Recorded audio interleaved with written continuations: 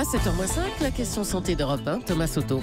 On en trouve dans certains aliments, certains compléments alimentaires, dans des boissons, des thés. Ils sont d'ailleurs devenus un argument de vente. Ce sont les antioxydants. Bonjour Dr Kierzek. Bonjour, Thomas. On se demande vraiment ce matin s'ils méritent leur bonne réputation. En tout cas, une étude nous dit qu'ils sont des alliés du cancer de la peau, le redoutable mélanome. Oui, et ces antioxydants étaient devenus des arguments bonne santé quasiment. Et pourtant, c'est une étude de plus publiée dans la grande revue Nature qui conduit à la prudence sur ces compléments alimentaires et ces antioxydants parce qu'ils boosteraient les cellules cancéreuses plus que les cellules normales.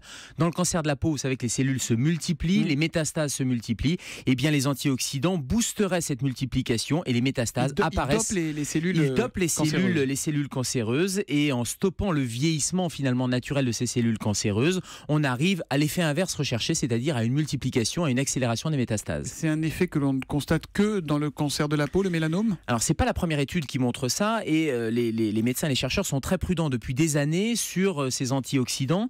2014, une étude montrait que dans le cancer du poumon, c'était la même chose. Il y avait une apparition de lésions précancéreuses et le cancer du poumon flambait plus vite, comme on dit dans le jargon. Et en 2008, déjà, des études avaient montré, avaient même été stoppées, montrant que la vitamine E, par exemple, avait là aussi un effet multiplicateur sur les cellules cancéreuses. Alors c'est quand même assez inquiétant ce que vous nous dites ce matin. Qu'est-ce qu'on fait ? On jette tous nos produits avec antioxydants à la benne ou on arrête d'acheter des produits où c'est vanté comme quelque chose de bien ? Alors le mot vitamine, et dans le mot vitamine, il y a le mot vital, donc on sait que les vitamines sont vitales. Et ce qui est difficile à comprendre intellectuellement, c'est de dire quelque chose de vital doit être consommé avec modération parce que, et ça c'est l'adage populaire, le trop c'est comme le pas assez, il faut vraiment être dans la modération. Donc pas question de jeter ces compléments alimentaires, en tout cas prendre de manière anarchique en pensant que ces pilules miracles vont vraiment avoir un effet sur la santé, c'est ça qu'il faut arrêter comme attitude. Et la bonne attitude santé, c'est d'avoir une alimentation diversifiée, des fruits, des légumes, des produits frais, et c'est largement suffisant en termes d'apport journalier recommandé. Vous savez ces fameux AJR qui sont les doses recommandées en nutriments, en vitamines, et avoir cette alimentation